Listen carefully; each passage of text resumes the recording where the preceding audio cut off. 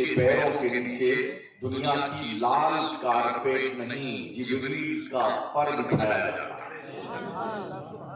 फरिश्तों के पंख बिछाए जाते हैं। इनकी बात नहीं समझ लिया। अब किसी हम भी आइए फातिहा कर दीजिए, हम भी आइए ना अल्लाह शरीफ पढ़ दीजिए। हमारी कौम ने मदरसों को फातिहा खाने का वो फैक्ट्री समझ लिया। हाँ जी, यही तो काम रह गया। कुछ इलाके में जाना हुआ तो वहां ऐसा हुआ कि जो जनाजा पढ़ाएगा मरने वाले की, वही सारे अरकान अदा कराएगा, तीजा, दसवां, 20वां, 40वां, परसी। अब मौज से बेटा तैयारी करते हैं लोग, इंतजार में रहते थे आपकी कौन मर रहा है। 40 दिन पूरे होते होते जब यहाँ खाने का नंबर खत्म होता है ना, तो तक हजरत मलकुल मौत किसी घर में और तशरीफ ले आते हैं। चलो इनकी खत्म हुई, अब यहाँ चल गई। इस तरह से सालों साल घर में रोटी नहीं पकती है। लोग इंतजार में रहते हैं, अल्लाह आपकी उम्र तो अच्छा रहे, खूब अच्छा पैसा मिलेगा मरने पे। ओ लोगों, जिंदगी में पैसे देते रहो मदरसों को, ताकि मदरसे के बच्चे तुम्हारे मरने की नहीं, तुम्हारे जिंदगी की दुआ मांगे।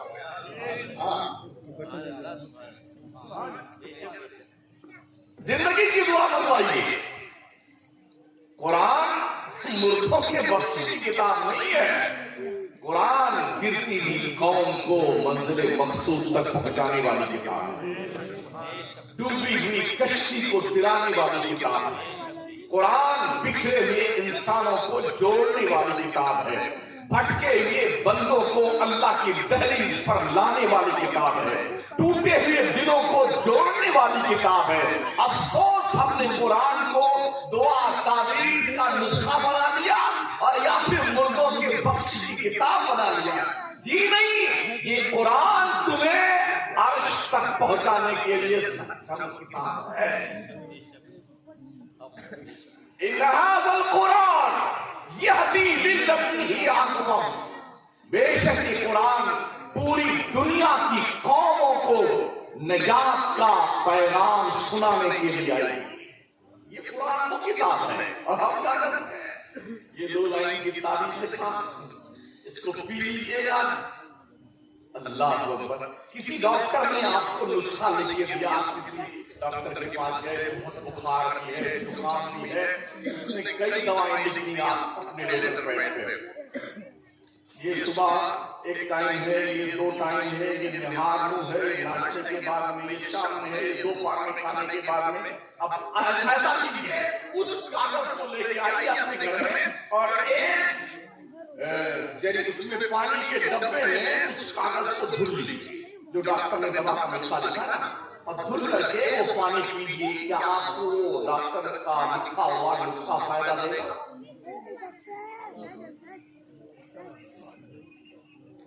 आपने दवा लेनी होगी भाई साहब। तो कुरान तो हमें शिफा का काम देने के लिए आया था, हम उसको घोल घोल के पीने में लगे। मारे घुटना फूटे पर, क्या सोच हमारी है यार।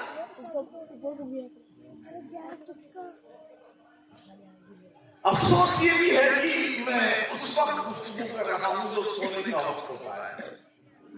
मैं कुछ भी जी, वो तो हम खुद ही जानते हैं। अफसोस यही है कि हमने अपने जलसे रात भर की जागरण बना लिए हैं। काश हम अपने जलसों को 12 बजे फुल स्टॉप दे दें। एक मुकर्रर बुलाइए, एक शायर बुलाइए, लोग बेदारी के आलम में कुछ बात सुनने और सुनाने वाला बेदारी के आलम में कुछ सुना दे। अब दोनों थके थकाए हुए हैं, सुनाने वाला भी थका हुआ है, सुनने वाला भी थका हुआ है। तो अब इससे क्या फायदा होने वाला? यही वजह है कि हम अहले सुन्नत व जमात के जलसों से कोई हमें बाज़ाब्ता तौर पर फायदा नहीं मिल पा रहा। खर्च तो खरबों रुपए हो रहे हैं जलसों पे, खरबों रुपए पर ईयर सुन्नियों के। नॉनसेंस, रिफंड कुछ नहीं मिला। वाह वाह वाह, जिंदाबाद जिंदाबाद, जनाब वकील साहब जिंदाबाद, जनाब खतीब कचहरी साहब जिंदाबाद, खतीब इजलास साहब जिंदाबाद, शायर अहले सुन्नत जिंदाबाद, सब जिंदाबाद किया। जिस कौम की बच्चियां भागकर गैरों से शादियां कर रही, वो जिंदाबाद है। जिस कौम के बच्चे रात भर बाहर बैठे जुए खेल रहे हो, वो कौम जिंदाबाद है। जिस कौम के बच्चे अगर 500 रुपए कमाते हो तो 250 रुपए की पूरी खा जाते हो, वो कौम जिंदाबाद है। जिस कौम के नौजवान बच्चे जवान होने से पहले बुढ़े हो जाते हो पूड़ियां खा खा करके, वो कौम भी जिंदाबाद है। डूब मरो चुल्लू पर पानी।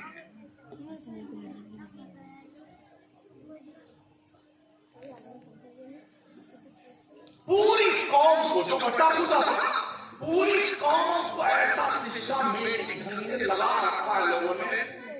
इतने उर्स हैं अल्हम्दुलिल्लाह हमारे यहाँ, जो मरा उसका शुरू, जो मरा उसका उर्स शुरू। कोई लिमिट है भाई साहब?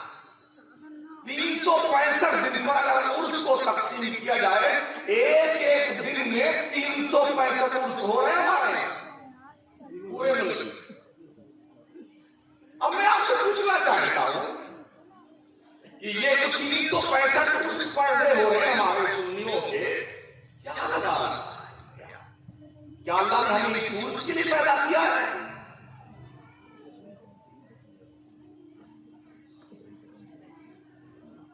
मुझे बताइए तो सही।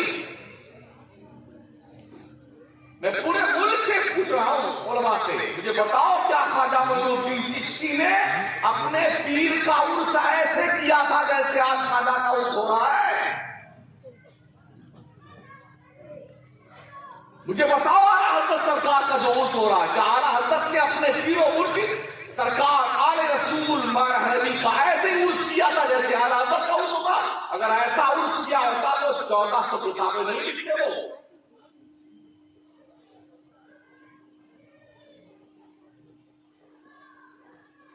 ख्वाजा साहब ने पूरा आला सागर का पानी प्याले में भर लिया, तुमने क्या किया? ख्वाजा साहब ने खड़ाऊ को इशारा किया, जयपाल गोदी बोला के कटों में डाल दिया, तुमने क्या किया? ये झुंझुना बताने के लिए तुम पैदा किए गए हो। अना सागर का पानी भर लिया, अना सागर का पानी भर लिया।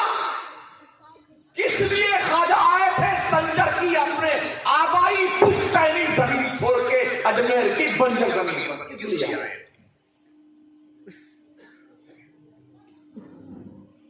घर छोड़ा, खानदान छोड़ा, कारोबार छोड़ा, खेती बाड़ी छोड़ी, अंगूर का बगीचा छोड़ दिया, पंचक्की छोड़ दी, सबको त्याग पत्र लेके आ गए। क्या जरूरत थी मखदूम सिगना को, सिगना की हुकूमत को लात मारकर सहरा नवर्दी करता हुआ पंडवा शरीफ से होकर कठौठा आने की क्या जरूरत थी?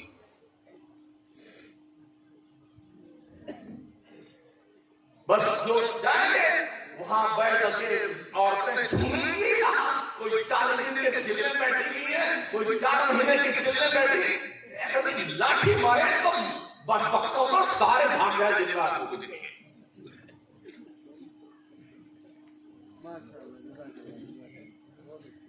भर भर के नील का पानी लेके आ रहे। अरे ओ बेहूदे, सुन कान खोल करके, फीहे शिफाउन लिन्नास, अल्लाह ने कुरान में शिफा रखी है। कभी पढ़ता है कुरान?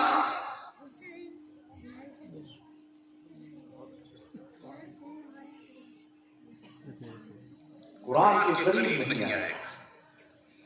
बाप चाहे पूरी जिंदगी शराब पीता है, मर गया ना, अल्लाह तुम नूरिया के मुदर्रिसीन के पास हजरत कुरान खाने के अब्बा को बख्शवा दीजिए।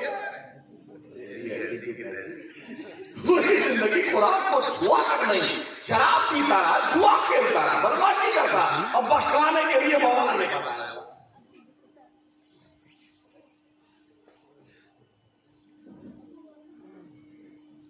क्यों अंधेरे जंगल में घूम रहे? क्यों नहीं इमाम अहले सुन्नत की उन पाकीज़ा तालीमात पर तवज्जो देते? क्यों नहीं मुफ्ती आजम के आहे सहरगाही का जायजा लेते हो? क्यों नहीं ख्वाजा मोइनुद्दीन चिश्ती के इंतकाल के बाद उनके पेशानी न्याज पे लिखे हुए जुमले पे गौर करते हो? हबीबुल्लाह माता फी हुब्बिल्लाह। ओ दुनिया वालों, देख लो, ये अल्लाह का दोस्त है, अल्लाह की मोहब्बत में मर गया है।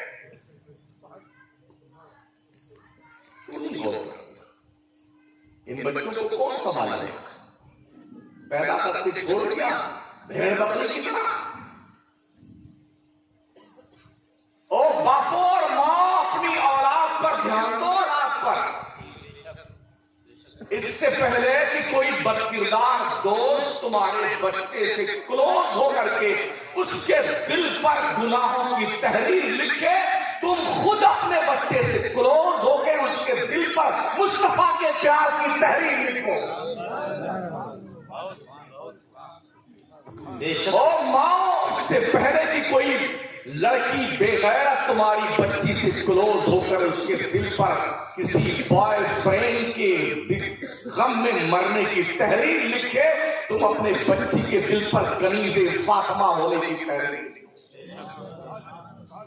कब तुमको होश आएगा? कब हमारी आंखें खुलेगी?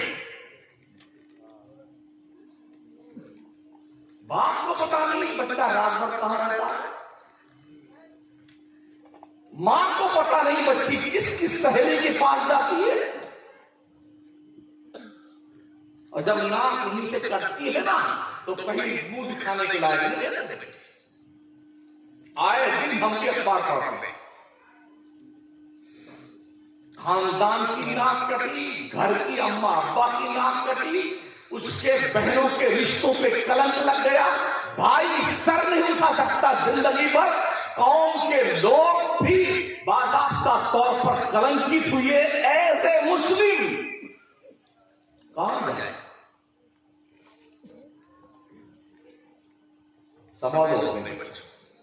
मेरे करीम आका फरमाते हैं, अपने बच्चों के लिए ऐसे दोस्तों का सिलेक्शन करो जो बच्चों के लिए अच्छे दोस्त बन सके, अच्छे दोस्त बन सके। अन्नास वाला दीनी खलील ही, आका फरमाते हैं, लोग अपने दोस्तों के दीन और तरीके पे होते हैं। फलयंजुर अहदुकुम मन युखालिल, तो तुमने कहा कोई देखे वो किसकी दोस्ती कर रहा है, किससे दोस्ती कर रहा है। दोस्ती करने से पहले दोस्त को जांचिए, परखिए, क्या वो आपकी दोस्ती के लायक है भी कि नहीं है। मेरे करीम आका फरमाते हैं मफ़हूम हदीस, और मेरी उम्मत के लोगों, अच्छे दोस्त को दोस्त बनाओ, और अच्छा दोस्त वो है जब तुम उसे देखो तो तुम्हें खुदा की याद आए, वो अच्छा दोस्त। ये भी आका ने फरमाया, अच्छा दोस्त वो है जो तुम्हें तुम्हारे नेकी करने में तुम्हारी मदद करे, और जब तुम रास्ता भूल जाओ, अल्लाह रसूल के ट्रैक से हट जाओ, तो तुम्हें वापस उस ट्रैक पे ले आए, वो तुम्हारा अच्छा। और बुरा दोस्त वो है जो तुम्हें तुम्हारी नेकियों पर मदद ना करे, और जब तुम नेकी ना करना चाहो तो तुम्हें तंबीह भी ना करे, बल्कि वो खुश रहे कि हमारा दोस्त भी हमारे डरने पे चल रहा है। वैसे भी लोग अच्छे बुरे बनते कैसे हैं? मेरे रब ने फरमाया, या अय्युहल्लज़ीना आमनू इत्तक़ुल्लाह व कूनू मअस सादिक़ीन, ऐ ईमान वालों, अल्लाह से डरो, सच्चों के साथी बनो। सच्चों और अच्छों के साथी बनने का हुक्म अल्लाह ने दिया है, उसके रसूल ने दिया है। तो अच्छा दोस्त तलाश कीजिए ताकि आप अच्छा बने, नेक बने। एक मिसाल और मेरे आका ने बयान फरमाई कि अच्छे दोस्त की सोहबत ऐसी है जैसे तुम किसी इत्र की दुकान में बैठे हो, तुमने इत्र तो खरीदा नहीं मगर उसकी खुशबू तो जरूर तुम तक आ जाए। और बुरे दोस्त की मिसाल आका ने बयान फरमाई उस भट्टी की तरह है जहां पर आग सुलग रही हो, धुआं निकल रहा हो, वहां अगर आप बैठेंगे ना तो अगर भले ही आपको चिंगारी ना लगे तो धुआं तो आपके हिस्से में जरूर आएगा। आप जिसके साथ रहेंगे उसी के साथ के कहे जाएंगे। अगर आप जुआ नहीं खेलते हैं लेकिन जुआ खेलने वालों के साथ खड़े बैठे हैं तो लोग क्या कहेंगे, ये जुआरी है, जुआरी। ये कहना ना, शराब आप नहीं पीते हैं तो शराब के अड्डे के पास आप मंडलाते हुए दिखाई पड़े, लोग कहेंगे कुछ गड़बड़ कर रही है। हाँ, ये चक्कर में है शराब पीने के, हालांकि आप शराब नहीं पीते हैं। तो उन जगहों से बचने का हुक्म है जिन जगहों से इत्तेहाम लगने का डाउट होता है, बचिए उन जगहों से। ये मत सोचिए जी हम तो अल्लाह से कहते हैं या अल्लाह पाक शैतान ने हमसे तो गुनाह करवाया वरना मैं नहीं करता। 100% झूठ नहीं। शैतान को क्या पड़ी?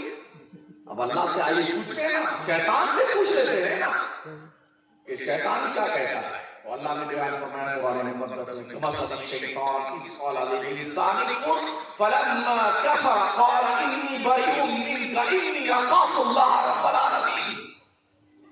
शैतान की मिसाल ऐसी है जब उसने किसी से चोरी कर ले, गुनाह कर, कुफ्र कर, जब बंदे ने कर लिया तो जानते क्या कहता है, इन्नी बरीउम मिनका, बेटे मैं तुमसे अलग थलग हूं, एकदम अलग थलग, तुम जानो तुम्हारा काम जाने।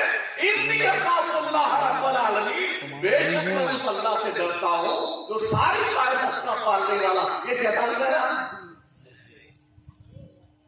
और तुमने ये इल्जाम ठोक दिया शैतान ने कहा, और शैतान ये जवाब देता है। इसलिए अल्लाह ने बार बार मुतनब्बा फरमाया कुरान मुकद्दस के अंदर, इन्न शैतान लिल इंसानी अदुव्वुम मुबीन, बेशक शैतान इंसान का खुला हुआ दुश्मन है।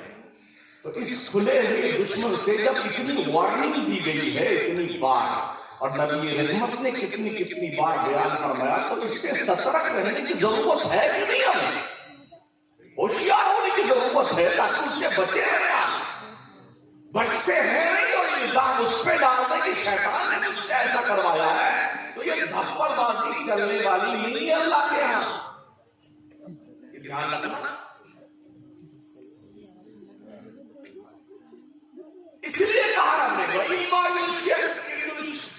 शैतान फला तकूद बाद ज़िक्रा माल कौम ज़ालिम।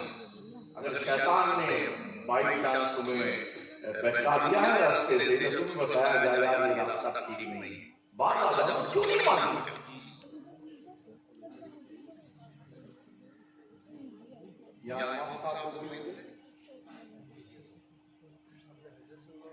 कितने नमाज़ी एक साथ में कितने आते हैं? 25 साल, पूरा मोहल्ला मुसलमान हुआ है। तो ये बकरे दिन रात तो खा जाते हैं। अल्लाह की रोजी सुबह से शाम तक भेड़ बकरी का खाया जा रहा बेटा। सुबह उठता है चालू मशीन, हाँ बेग की पहले बेग की तशरीफ लाती है, यानी सो के आदमी खुले उसी पे मुंह बाहर जाने मुंह पे पिए जा रहा बेग की, अंग्रेजों की पैरवी पी जा रहा। फिर तो मुंह चालू हुआ ना तो अंडा, पराठा, कीमा और जी अब क्या खाया, हाँ पाया और नारी और नली और भेजा। भाई साहब इस पे रहम कीजिए, हाँ थोड़ा गर्म कीजिए इस तोल शरीर पर, इसकी अगर लूची ना तो डॉक्टरों के चक्कर लगाते लगाते तुम्हारी हवा निकल जाए। अल्लाह की इतनी रोटी खा डाली, तुमने कभी अल्लाह का शुक्रिया अदा किया?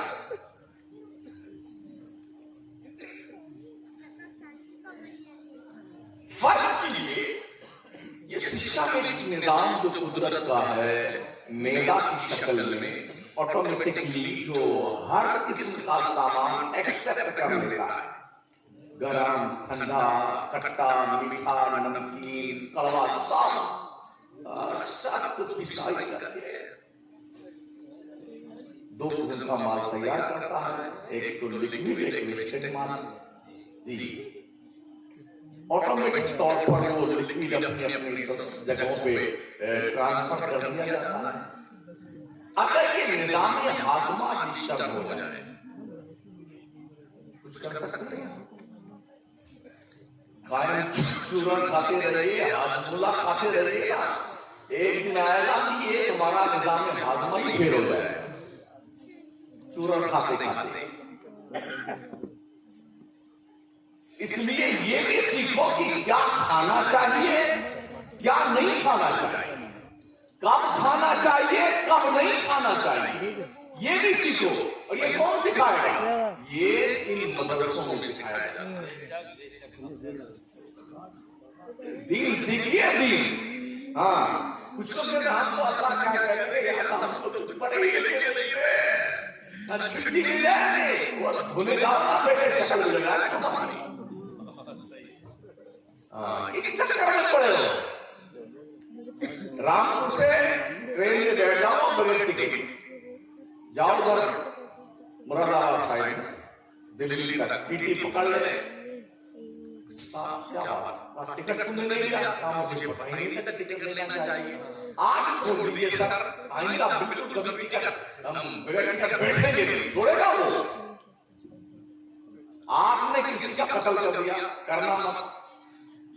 हाँ, ये सब बहुत गलत बात है, लेकिन अगर रंगे हाथ पकड़ लिए गए, इकबाली मुजरिम बन गए, गवाहों ने गवाही दे दी और जज ने फैसला हुआ, क्या पूछा तुमसे? हाँ जी, हमने कत्ल किया है, ऐसा हुआ वैसा हुआ, उन्होंने मार दिया, क्या इसका तुमको आजीवन कारावास की सजा सुनाई जाती है, तो आप कहिएगा साहब आज माफ कीजिए, मुझे पता नहीं था कि कत्ल करने में ये सजा मिलती है, आइंदा में मच्छर भी नहीं मारूंगा, खटमल भी नहीं मारूंगा। क्या जज छोड़ेगा? तो तुम मुझे बताओ, जब तुम ये कहो या अल्लाह तो मुझे पता ही नहीं था नमाज पढ़ी जाती नहीं पढ़ी जाती, हराम खाया जाता कि नहीं खाया जाता है, चुगली की जाती है कि नहीं की जाती है, झूठ बोला जाता है कि नहीं बोला जाता है, या अल्लाह अब माफ कर दे, आइंदा फिर कभी नहीं करूंगा। तो क्या लगता है तुम्हें छोड़ दिया जाए? एक लिमिट है रस्सी ढील देने की। अगर जहन्नम का तस्वुर अब तक नहीं आया है तो कैलिफोर्निया और लॉस एंजलिस वालों से पूछ लो, ये आग की लपटें कैसी होती हैं, जहां सिर्फ लाश बचा है, एंजलिस का पता नहीं है, पूछ लो। और खरबोपति महलों में रहने वाले खुदा के मुनकिर, जुल्म और तशद्दुद के दिलदादा, रब ने ऐसी लगा दी ना उनकी, ऐसी लगा दी कि बेटे भागते फिर रहे हैं पों रोते हुए, कोई कुर्ता पजामा भाग रहा, कोई चड्डी बनियान में भाग रहा है, बजालन तेरे मां ने दूध पिलाया, इसे कहते हैं अल्लाह की लाठी में आवाज। हाँ, तो इसलिए अगर जहन्नम को समझ में नहीं आता है तो अभी भी बहुत सारी वीडियो मौजूद है यूट्यूब पर, आपको अंदाजा हो जाएगा कि अगर दुनिया की आग ऐसी है तो जहन्नम की आग कैसी होगी। जब भी लावा फूटता है, देखा होगा ना, सच की क्या है, आपको बहुत कुछ ठीक ठाक देख लगता है। जो पहाड़ होता ना, पत्थर का पहाड़, वो पिघलता है और वो पत्थर पिघल करके पानी की तरह बहता है, पानी की तरह। पत्थर पानी की तरह लाल लाल पिघल करके खौलता हुआ बहता है आग के जरिए से। और हदीस शरीफ में आया है, जहन्नम में डाल दी जाएंगे तब जहन्नम का पेट नहीं भरेगा, तो वो अल्लाह से क्या कहेगा, हल मिन मज़ीद, अल्लाह अभी मेरा पेट नहीं भरा है और कुछ दे मुझे खाने के लिए, हल मिन मज़ीद, अल्लाह और कुछ दे, मेरे पेट मेरा पेट नहीं भरा, अल्लाह मुझे कुछ और दे दे। तो अल्लाह जहन्नम के अंदर पत्थरों को डलवाएगा ताकि जहन्नम का पेट भरा जाए। और हजरत इंसान और जनाबे मुसलमान और रोजाना रोटी बोटी कीमा पकौड़ी जब खा खा करके मुस्टंडे बनने वाला, कुछ फिक्र कर लो अपनी कब्र की, जहां कोई नहीं जाता। हमारे फॉलोअर्स है, मरते ही सारे फॉलोअर बढ़ जाते हैं। कोई फॉलोअर सब्सक्राइब कीजिए और इसको क्या कहते हैं, हाँ लाइक कीजिए, सब्सक्राइब कीजिए। आ गए ये मरने के बाद। जब वक्त हो जाए नमाज का तो हर काम छोड़ करके अल्लाह के घर में इबादत के लिए पहुंच जाए। अफसोस ये है कि हमारे लोगों ने ऐसा सिस्टम बना रखा है कि फुर्सत ही नहीं मिलती कि मस्जिद में जाए। आज झंडा रोहण होगा, शाम को बुलंद दरवाजा खुलेगा, फिर चिराग दान में चिराग जलाया जाएगा, फिर फूलों की बारिश की जाएगी, फिर मजार को गुस्ल दिया जाएगा, फिर महफिल समा का ये वक्त है, और उसके बाद जो है हल्के जिक्र का ये वक्त है, फिर चादर पोशी का जुलूस निकाला जाएगा, फिर गधे नशीन साहब तशरीफ लाए। अब ज्यादातर गधे नशीन है, गधे नशीन तशरीफ लाए। इसी काम में पूरी सुन्नियत उलझी हुई है। क्या हो गया हमारे लिए? होना तो ये चाहिए था, वलियों ने जो करके दिखाया है उस काम को आगे बढ़ाते। वो जी वहां बैठे धोनी रमाए बैठे हुए हैं। हमने ये भी देखा है तो जब मजाक को सुनाते हैं अगरबत्ती, जब लोबान की धुन देते हैं, जब गाते हैं ये आदमी धुन दो धुआं खाते हैं, धुआं खाता है।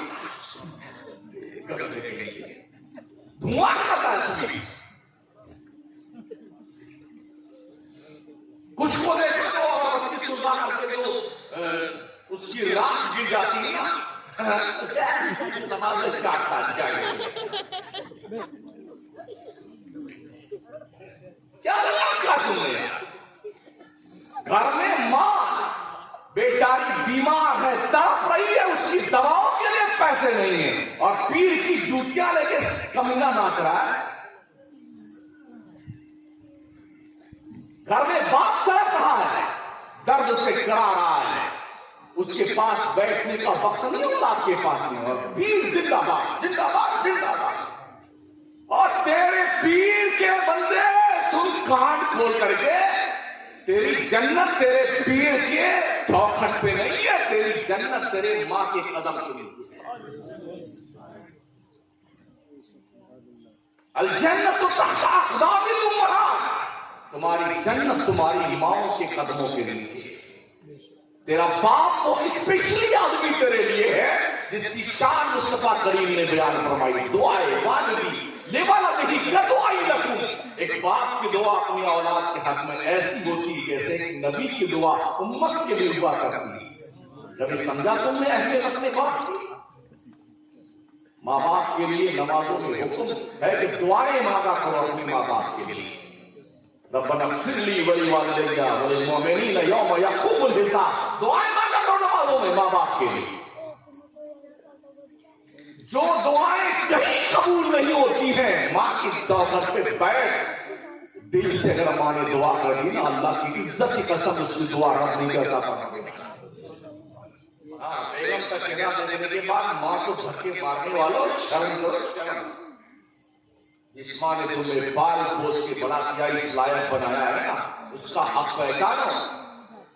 माँ के पेट में रहते वक्त तुम्हारी मुझे जो झटका लगा था ना, एक बार जो उससे तकलीफ हुई, नबी ने अपने साथी से कहा था, तूने 7 मरतबा पैदल अपनी माँ को कंधे पे उठा के पैदल हज करवाया ना, तेरे साथ हज करवाना जो तूने करवाया ना, तेरी माँ के पेट में जब तू था, जो झटका तेरी एक वजह से एक बार लगा तेरी माँ को जो तकलीफ हुई थी ना, ये 7 हज उसके बराबर भी नहीं। ये कहां सीखेंगे?